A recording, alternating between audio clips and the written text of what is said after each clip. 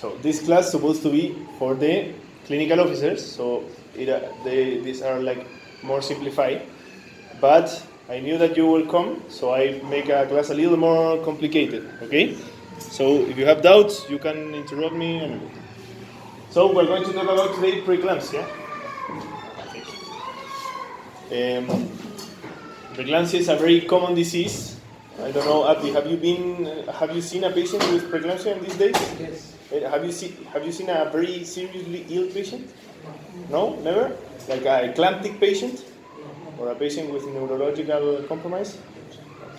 Well, I'm sure that if you are here like 4 months, you will see many, okay? And when you will see it, you will never forget. It's a disease that is can be very severe, can be very harmful for the patient. And we need to know how to manage that situation. And also, in this class, we're going to talk about how to prevent this. That is very well known, but not here in Kenya, the people doesn't practice that, so it's very important. Okay? So the things that the answers that we're going to solve with this class are all of this. So we're going to talk about what is preeclampsia and what happened, like the physiopathology, to understand better, because understanding that, all of this will be easier to understand. Okay? It's not only like to struggle you, because it's useful. And how to diagnose and classify the preeclampsia, like the criteria, okay, on the physical exam. Then the prevention of preeclampsia, only one slide about the prevention with aspirin. The preeclampsia approach, like when you are in the labor ward, as we were like 1 hour ago, like what to do in the clinical history, what to ask, in which part we have to focus. Then in the physical exam, what we have to do. Okay? And after that, the rest of the exam, if we have to ask for another complementary exam, also which exams are useful. That's about the approach. Okay? Then we're going to talk about the management that have 5 pillars that you need to know like in your memory forever. And with the paper, I have a paper for you that I will give to you at the end of the class. Okay? It's the same that the paper that I have John. It's a paper about all of this presentation, like summarized in 2 pages. And how to give the magnesium sulfate, how to prepare the magnesium sulfate. Because sometimes maybe Felixta or any other midwife will be out, you will be alone in the night, it can happen. And the magnesium sulfate is something that you have to give and you cannot wait. So you need to know how to prepare it and how to give it. So first I wanted to start like with a brainstorm, but we are not too many here. But what's your idea, Abdi, of preeclampsia? What do you think it is? Like in simple words. It's a disease which needs immediate attention. Okay, disease which needs immediate attention. Okay, John, what do you think? It's a disease that is not clearly understood. Not clearly understood. Okay, I think those 2 characteristics are good, are present in preeclampsia, but it's more huge. Yeah? Here we have like a funny drawing. There is a fetus here, like asking for food to the mother. Yeah? So this is only to show you, like the preeclampsia is a disease that have a relationship with the pregnancy, of course, all of us know, and have a special relationship with the placenta. Okay? I'm going to show you about the pathophysiology and why this fetus and this placenta are going to develop the preeclampsia on the mother, but the real last cause, the complete explanation about what happened in preeclampsia is not known, as John said. So both of you are okay. Okay, I have here another more characteristics that are important to know. It's a severe disease. Okay, it's caused by the placenta. This is very important. Why? Because the definitive management of this is to take away the placenta. It's the unique complete treatment. Okay, all the other things, the magnesium sulfate, and all the other things that you can do, like control the BP, are things that are only by the time. But the complete treatment is to take away the placenta. Okay. It's a progressive disease, so it's not a disease that can come back. It only gets worse and worse and worse, or maintained, but cannot come back. Okay? So once you have a patient with severe features, you cannot come back. Once you have a patient with eclampsia, it's marked. The severity of that patient is marked. You cannot come back to a preeclampsia with non-severity features. Okay? It's multisystemic. Okay? It's not a disease about the gynecological area, a uterine disease or a placental disease. No. This is in the whole body of the mother, and it's a very difficult management. So the impact of this disease is very high. Here in Kenya, it's very high the impact. It's the 13% of all the maternal mortality ratio. So if the maternal mortality here is 362 for 100,000, the calculation that I did is that 47 women can die because of every 100,000, 47 women die because of these things. So it's a very high impact. And also here in this hospital, that is a complex hospital, a big hospital, the mortality rate because of this is higher. Okay? Because the principal cause of mortality in Kenya, of maternal mortality, is hemorrhage, puerperal hemorrhage, PPH. But that is because in the rural areas we have like non-hospitalary deliveries, and all of that can cause die because of that. But here in Bagari, it's very rare to have a maternal mortality because of PPH, because we have the prophylaxis, the oxytocin, we have the theater, so we have all the management. So the cause here, the difficult cause to treat, is the issues about the hypertension. Okay, so now we're going to start solving the first question, that is what happened in the preeclampsia. First, to understand what happened in the preeclampsia, we need to understand what happened in the normal pregnancy. So in a normal pregnancy, here is the endometrium, the place with the placenta implants. Yes, here is the uterus. So in a normal pregnancy, it must happen like an invasion of the placental tissue, the endovascular trophoblast, go inside the uterine arteries and change the uterine wall from a muscular wall to like a soft, like a vein wall. Yeah? So it open widely, and it's a non-resistant high flow system. Yeah? All of this occurs, and of course the placenta is not maternal tissue, it's a foreign tissue. Yeah? It's another genetic material, it's another human being. So it's a foreign tissue. Yeah?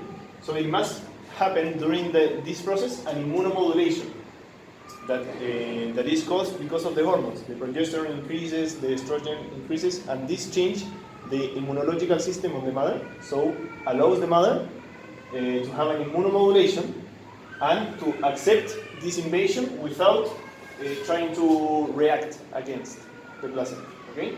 So here we have the natural killers, that are immunological cells that are in charge of killing all the foreign things, the infections or the tumoral cells that are foreign. So they mark, and the immune system kill that cells. So here, the natural killers, during a normal pregnancy, have like a immunomodulation, so they are sleeping. They are not acting. Okay? So, as I said to you, we have this big artery, low resistant, high flow. Okay? That is in a normal pregnancy, and that is the reason why in a normal pregnancy we have low BPs, like in the low limit. So, in the preeclampsia, the thing that happened is that the natural killer is active. So there is no immunological tolerance. Okay?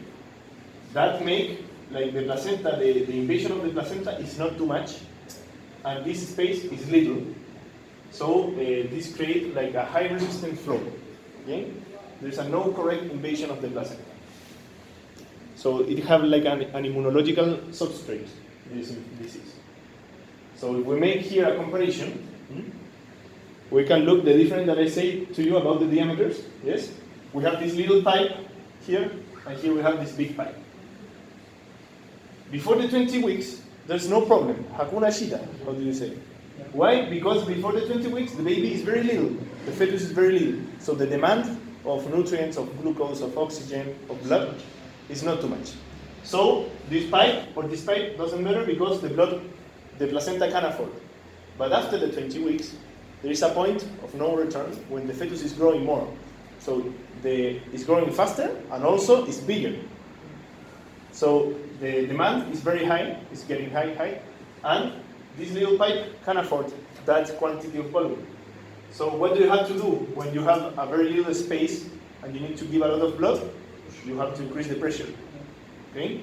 So that is the reason why in a normal pregnancy, the pressure is normal or a little low because we have an opening, a wide opening, and here is a leak. Okay. Of course, this is not the only cause. There are a lot of different more causes. Okay. But I'm going to explain, starting by this part, how does all the rest of the disease develops. So, as I said to you, we have this baby asking for food. The placenta is not working too much. Yes? What happened? The placenta starts liberating neurohormonal factors. Yeah? It's like little proteins that are like hormonals, or hormone proteins, that affect the circulation, have vasoactive properties. Okay? So increase a lot of different vasoactive mediators. Okay? That some of them have been discovered, some of them not yet. Okay, this is a very complex disease, so all the years the scientifics discovered different things. The fact is that the placenta secrete these things. Okay, these things increase the blood pressure. Okay, because are vasoactive. And what happened? When the blood pressure increases, we increase the fetal nutrition because of the explication that I say, so the fetus can continue growing, but this makes an endothelial dysfunction. Okay? This secretion of this is not only local in this area, it's in all the body of the mother. That is the reason why this disease is multisystemic, as I said in the beginning. So this endothelial dysfunction, the blood pressure and the vasoactive mediators make the endothelial dysfunction. This endothelial dysfunction is the thing that makes all the organ failure all around the mother. Okay? That can be all those organs that are the principal ones affected, but can be more than this one, okay? Because this affects the endothelium. So all the organs that have endothelium can be affected, and almost all the organs have vessels that have endothelium, okay? Have capillary vessels. So in this process, okay, I'm going to show you in a few slides more, can happen without any symptom. So here we have like a timeline, sorry, of the pregnancy, from the week 0 to the birth. So here, in this part, there's no problem. This is the fecundation, the implantation, the first period of placentation, that is okay. But then, between the week 15 and 18, occurs in a preeclamptic mother the process of bad placentation. Okay? Here, the placenta starts liberating vasoactive mediators, but kidobo. Here is the problem. Right? So in this process, it's only the bad placentation. But I told you that before week 20 there's no problems. The BP is normal, everything normal. After week 20, start the increase of BP and the organ damage failure. Okay? So there are two processes here that we need to know, importantly know. The bad placentation process and the organ damage failure process. The bad placentation process is important to know because here we can give aspirin as prophylaxis and we can prevent this. I'm going to talk about later. And the organ damage failure process is important to know. Why? Because this process has an asymptomatic period and a symptomatic period. But in this period, like it is asymptomatic, we cannot detect the mother that is suffering, the mother that has problems. So in this part, it's very important the antenatal care, all the antenatal care visits to check the blood pressure and all of that. Okay? And then you have the symptoms and then birth. Okay? And as I said to you, after the birth, this problem is solved because the placenta was the one that was liberating the cause of the disease. Okay? So now we know a little bit about, you understand? A little bit about the physiopathology of the preeclampsia. Okay? This is simplified, but I think that is the only thing that we need to know.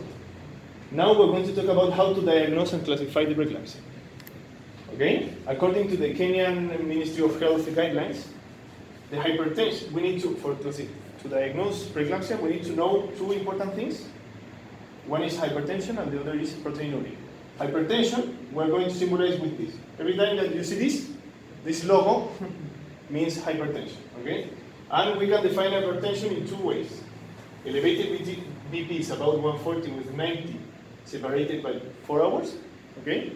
And the other is above 160 and 110 separated by minutes apart, okay? This is by minutes because if we wait 4 hours to treat this patient, we will have like 4 hours with the patient suffering because the high BPs in that level, there is a level of crisis, it's too much, okay? It's important here, for example, if we have high BPs in an antenatal care visit of 140 with 80, we can, and the mother, maybe she can have drink coffee in the few hours before, or she maybe walk a lot. All that things increase a little bit the blood pressure. So you ask the mother to rest 10 minutes. You ask her if she drink coffee or she smokes before, because those are things that can make like a fake positive. Then proteinuria. How to diagnose the proteinuria? There are 3 ways to diagnose proteinuria according to the Kenya guidelines. Okay? And also in all around the world are the same 3 ways.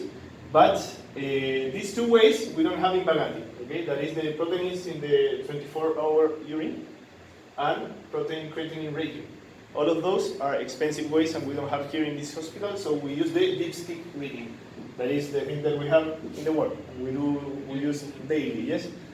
This is not so accurate because a urinary infection or a mainly quantity of protein, or maybe you do it bad, it can make you a fake positive. But it's better to have a fake positive and treat more than undertreat.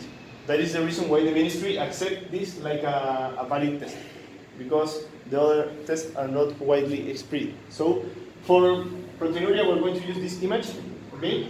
And is, as I said to you, 2 plus, according to the American College of Gynecologists, and according to the Ministry of Health in Kenya, it's only 1 plus.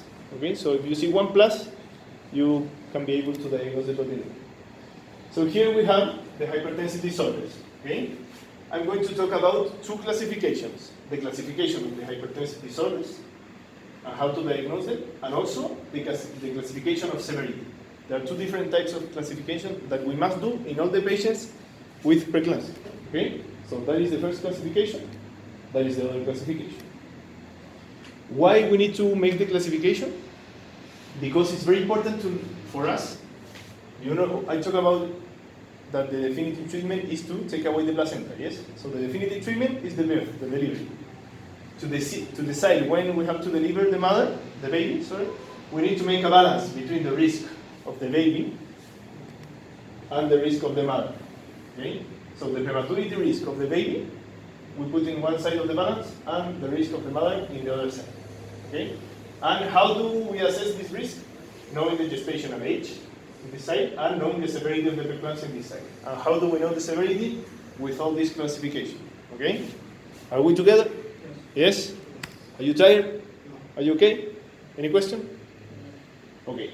So, starting by gestational hypertension. I'm going to show you this first. So, the hypertensive disorders in pregnancy are these 4. Okay? We can have gestational hypertension, preeclampsia, chronic hypertension, and these 2 together. Okay? So, gestational hypertension, we need 3 things. We need the mother with more than 20 weeks, like we're going to use this image, the hypertension, that we know what means hypertension, and without proteinuria. Okay? Without proteinuria. So, if you have a mother with hypertension, you need to take the dipstick to check if she has proteinuria. And also without any other severe feature. Okay? And before that 20 weeks, the mother must have normal BPs. That is very important. Okay? Because this is a hypertension that is caused because of the placenta. So it's the same pathophysiology of the preeclampsia, but it's not so severe. So there's no proteinuria. Okay? So also you have to rule out, in addition to rule out the proteinuria, you have to rule out all of those things. Okay? In the other way, the preeclampsia is the same, but now with proteinuria. Okay? But must be after 20 weeks. And sometimes you cannot have proteinuria. But if you have any severe feature, like kidney impairment, thrombocytopenia, that you cannot explain by any other cause, or pulmonary edema, okay, visual disturbances, she only can be complaining because she have blurred vision. That means she have a criteria of pregnancy, and also a criteria of severity that we're going to talk about later. Okay. So, how to diagnose pre-gestational hypertension? That is like the chronic hypertension. All of us know that is a disease that have different pathophysiology. Okay. It's another chapter is another thing. And the placenta is working good, but the problem is before, is the chronic hypertension. So we have a mother that Here there's no belly because it's before 20 weeks, and she had hypertension. And if we look the booklet, she maybe had hypertension during all the ANC visits, since the first visit to now. Okay? And well, we have to rule out the proteinuria and all the other things as the previous classification. So how do we diagnose both of them superimposed? We need to have one of these that appear after 20 weeks. And in that situation, we'll be able to diagnose the superimposed PET. Okay? So now, Abdi, this question is for you. Lucy is a premigravida. She doesn't have an ultrasound yet. This is a very difficult question. Focus. But she is on her 18 weeks gestation by date. 18. She's 2 weeks more, she will be in 20.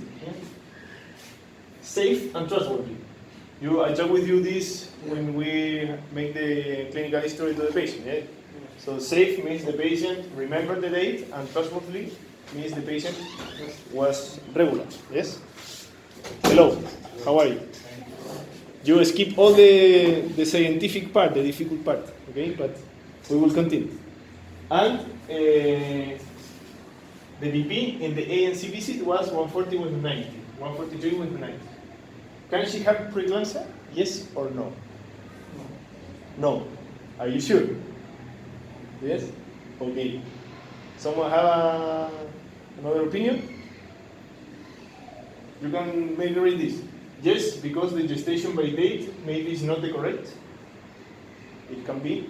Yeah, maybe it's not safe and trustworthy. Or yes, because some situation can make this happen. Mm-hmm. Yes, because she eat too much chapati. No. What do you think, Joel?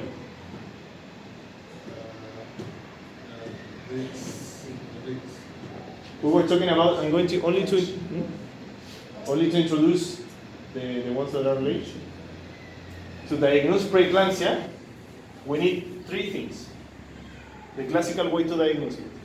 We need a pregnancy after 20 weeks that appear hypertension, okay, that previously was without hypertension and after appear hypertension and appear proteinuria.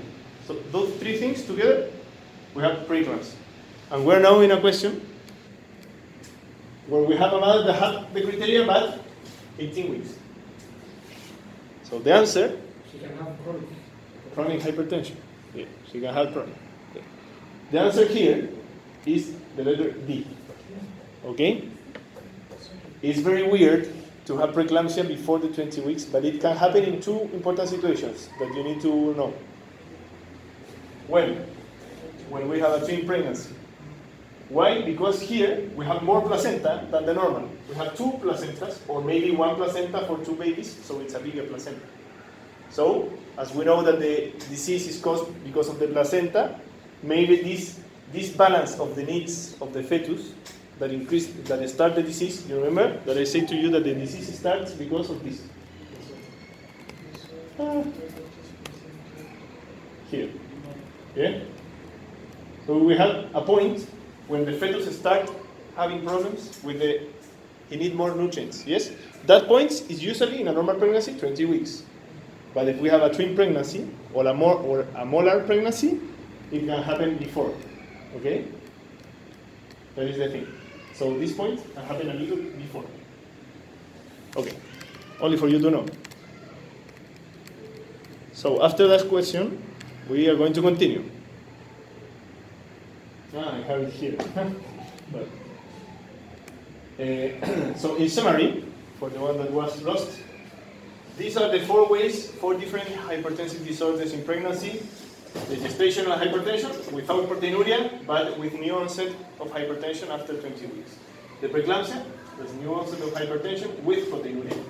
The chronic hypertension was a hypertension that was before pregnancy, maybe was diagnosed, maybe not diagnosed, but the ANC visit, you will see the high blood since the first ANC visit.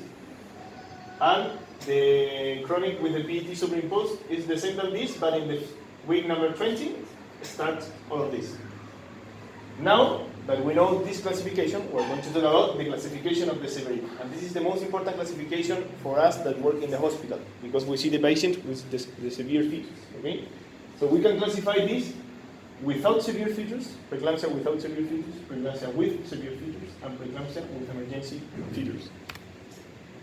What is a severe feature? These are the main severe features. We can make groups, and we have 6 main groups. The first one is the BP. When you have the BP over 160 with 110 in 2 occasions, it means it's a severe feature itself. Okay? The mother can be asymptomatic, but this is a severe feature. Thrombocytopenia under 100,000, it's a severe feature. Liver affection, that you can diagnose liver affection in 2 ways. A clinical way, like with epigastric pain that you cannot explain by any other cause, or a biochemical way, that the LFTs, okay? Twice the level of the normal. So when you ask for LFTs in the lab, all of you are able to see. You see the normal level in the same paper, and you see the level of the patient. If that is twice the normal, the mother has a severe fever, okay? It can be AST or ALT, but the alkaline phosphatase is very increased in pregnancy and it's normal, okay? Because the placenta secretes alkaline phosphatase. The kidney affection also is a severe fever. That is creatinine over 1.1. This is the measure that I use in my country, but I translate to you to the measure of Bagarin lab, that is 97 micromoles by liter. Okay, so it's more than 97, you have a severe fever. Also, severe fever, a clinical severe fever is, for example, oliguria. If the mother says to you, I'm urinating kidogo, you need to be aware, maybe it's a severe fever. Okay? The pulmonary edema, this severe fever is only a clinical severe fever. It's when the mother has difficulty breathing because have a lot of water. Hi, Benedict. Welcome. The pulmonary edema. Okay? Sorry, Don't worry. I have. Please, John, can you share with the rest the papers? And the other severe fever is the neurological severe fevers. That are a lot of different symptoms that the patient can have. Okay? For example, visual disturbances. Also, the patient can be very confused, a bit confused. Okay? Hyperexcitation of the deep tendon reflex. All of that things is neurological affection, and it's a severe fever. Okay? So that is the classification of with severe fevers. So how do we classify the mother in the part of without severe fevers? You need to rule out all of this. Okay? So to rule out all of this, you need to do some things during the clinical history, during the physical exam, and also ask for lab. During the clinical history, you need to rule out the epigastric pain. You need to rule out, for example, the oliguria. You need to rule out the difficulty breathing and also how the visual disturbances. Okay? So you need to know all these features while you are doing the clinical history, and also in the physical exam, you need to know all these features. Okay? And all of you are able to assess a patient with this problem. So the third part was we talk about without severe features, with severe features, and emergency condition. That is another category that is more severe. Okay? This is a very big slide, and I don't want you to read it now, but it will be in the presentation for you to read. Okay? And I summarize all of this in this, but it's also difficult to read, but I think it's more easy. That all of these are emergency features. Uncontrolled BP that is above 160 with 110, but now you cannot control it with 2 antihypertensive in the maximum doses. Okay? Before, the severe feature that we talk about blood pressure is only to have 2 episodes above 160 with 110. But if that, we give medication, that will go down. If that doesn't go down, now we're talking about emergency features. Okay? It's almost the same with the renal function. Okay? If we give magnesium sulfate, we treat the patient in all the areas and everything, and she continue with a normal, stable renal function, the patient is only severe fever. But if there is a new onset of renal failure, or is complete anuria, we're talking about an emergency fever. Okay? Also, cardiac dysfunction. This mother has more risk to have a myocardiac infarction. Okay? The HELP syndrome that we're going to talk about. One slide for this and one slide for this, so we're going to explain after. Placenta abruptio, also an emergency condition. Okay? And there are symptoms that we can classify as emergency condition. For example, epigastric pain that is continuous. It doesn't go away with medication. It doesn't go away. You cannot explain with another cause. Okay? And it's continuous. The same with the headache or the visual disturbances or the motor deficit. Okay? Fetal death or without viability. Why? This is not an emergency condition to the mother, but this means that the treatment of the disease is to take away the placenta. If the fetus is not going to live, we don't have to continue with this pregnancy. So this is an indication that precludes the expectant management. So this is not an emergency, but this precludes the expectant management. Okay? So that is why this is in this group. And the persistent reverse endodiastolic flow in the umbilical artery. This is only very specific, don't know in memory. But here we have this exam that is the resistive index of the umbilical artery. We know it when the placenta is working very, very bad and cannot afford for the baby. This starts to happen. That the flow, it stops going to the baby, and it's a risk factor. Like the baby can die in the next 3 days. The IUFD.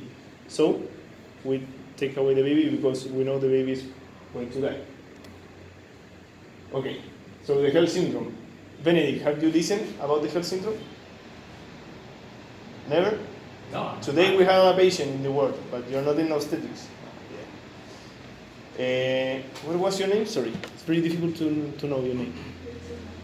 Regina. Regina. Okay. Regina, you were in the visit today in the morning? No? In the round? No? Okay. But you know what means health syndrome? Yes? Have you seen patients with that syndrome? No? Okay. Health is only a laboratory syndrome. Okay? We need criteria from the laboratory to say this patient has health syndrome. But the problem with this patient is that they get worse and worse and worse. So it's an emergency because we need to finish the pregnancy because this is going to end with a DIC, that is intravascular disseminated coagulation. In English, for me, it's difficult to know the abbreviation. But the health syndrome is hemolysis. Okay, so it's an intravascular hemolysis. All the red blood cells are breaking. So all the things inside the red blood cells are going to the blood, the hemoglobin, everything. Elevated liver enzymes, that we know the criteria, and low platelets. Okay, so low platelets down 100,000 with the liver enzymes and with hemolysis, we have this syndrome. And this syndrome have a particularity, have a special situation that can happen in the 20% or 10% of the situations, can happen without high BP. So we can have a mother without the diagnosis of preeclampsia with this syndrome. That is why if a mother have any symptom of epigastric pain or pleural disturbances, and if she doesn't have